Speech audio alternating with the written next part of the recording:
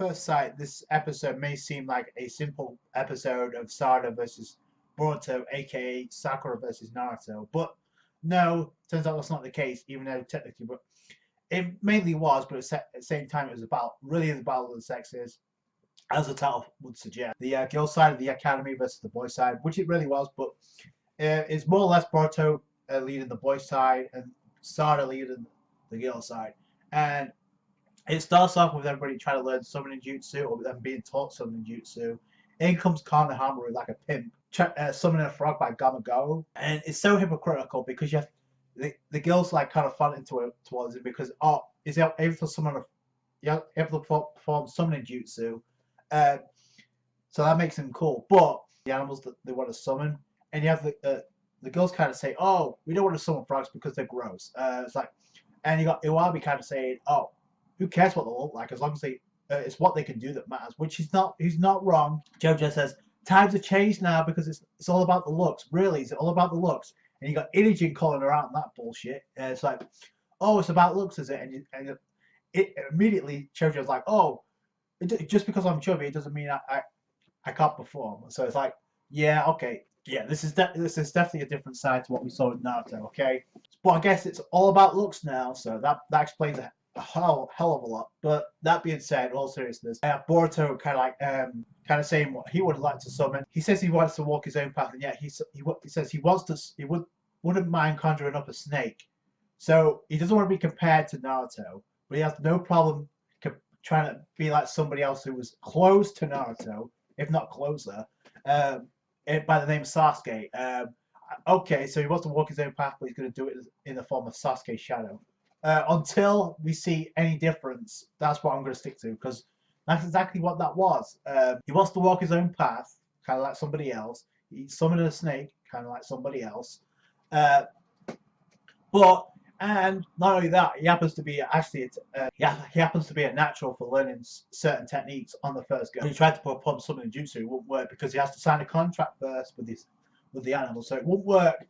But I guess off screen, Boruto managed to do that because he's able to manage to summon a big ass snake and a demon. By the way, I'm pretty sure somebody else was behind that because the moment he summoned jutsu, the snake, there's a demon that appeared. We saw that demon in the previous episode, so I don't know, maybe Mitsuki had something to do with that, I don't know, because we do see him by the end of the episode. He's kind of obscured, he's pretty much in silhouette, so we don't really get to see his full design until the preview, which I'm curious why they did that. But that being said, so he's able to perform summoning jutsu in the first episode, kind of like somebody else, but comparisons aside, we do go to the cafeteria, and this is pretty much where the whole argument boils down to.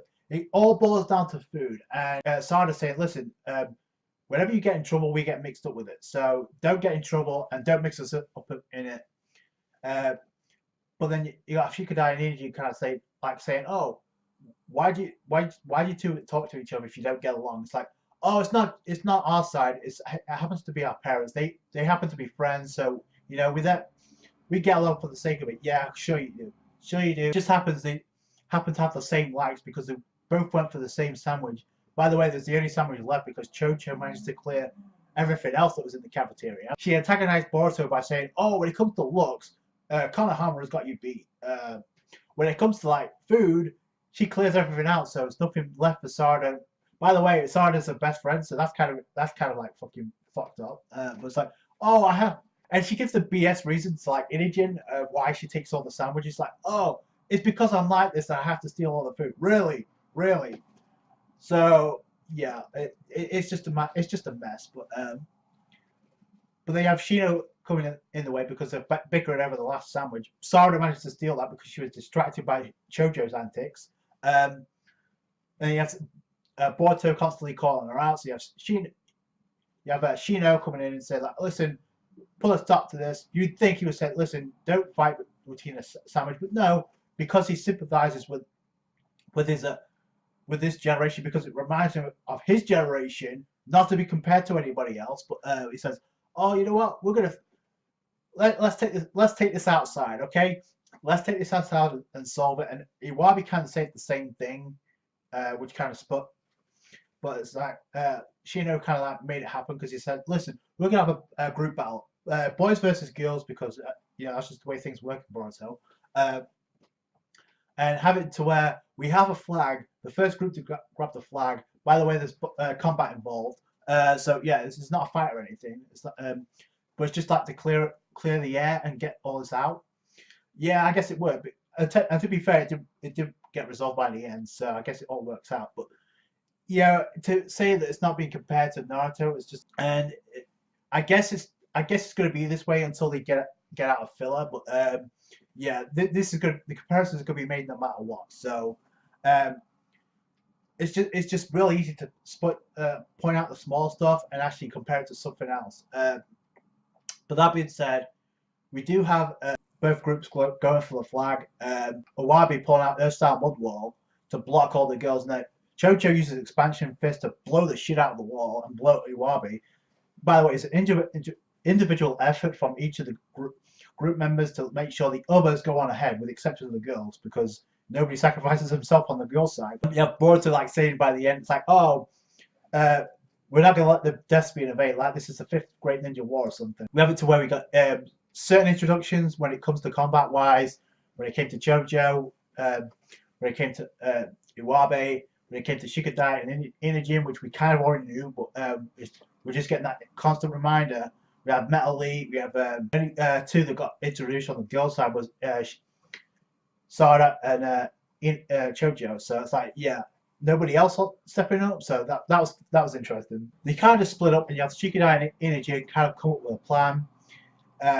Shikadai shuts down the shutter door to like trap everybody else there, but the girls decided to split up as well. So they planned ahead and they split up. But then you have Inajin join up the frog drawings to try and shake up the girls, which was kind of smart. But then you have it to where Boruto switches on the sprinklers, which waters down the drawings, and you have it to where Inajin kind of like says, "Oh, my dad's drawing would have stayed there." So it's like, yeah, I'm pretty sure that's all your dad could have done. So each of them put in the work to make sure the other gets ahead. So they have Shikadai and Inajin kind of say, "Listen, Boruto, you go on ahead." So he takes the scroll with him, uses Shadow Clone, and the class. I don't think we got a name yet, so the class rep kind of spots the clones of Boruto going up to the roof.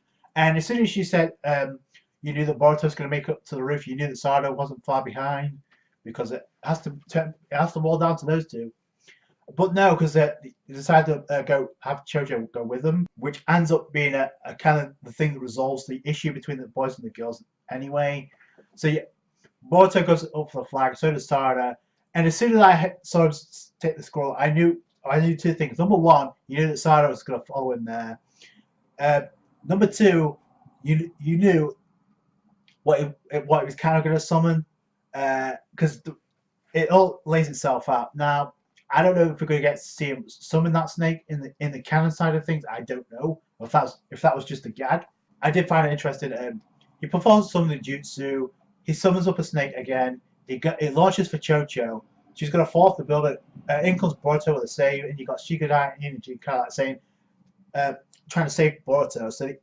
So the three boys end up saving the one girl, which goes to show you that when danger looms, boys and girls can get along. So it's like, yeah, what was the point of this battle again? So I guess it has to boil down to Sarada and Boruto resolving things, because sooner or later they're going to be a part of the same team. So yeah, that makes way too much sense. What doesn't make sense is the demon that Boruto happened to summon, because this is before the manga content. Okay, this is before Boruto the movie.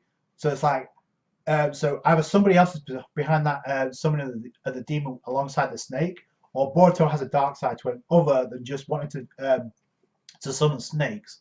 Okay, so I don't know what's going on there. It may have something to do with his eye, with his Hyuga side. I don't know, but what's going on with Boruto's genetics, or is Mitsuki behind that? Probably. We'll wait and see. So that's it from me. Thank you so much for watching. Enjoyable episode, I will say that. Again, a lot of comparisons to be made, because that's just going to happen until we get a clear picture of where the direction that Boruto is going in. If you enjoyed this review, give us a thumbs up. I appreciate that. Don't forget to subscribe to the channel for more Boruto content related videos. comment, rate, subscribe. Catch you guys later.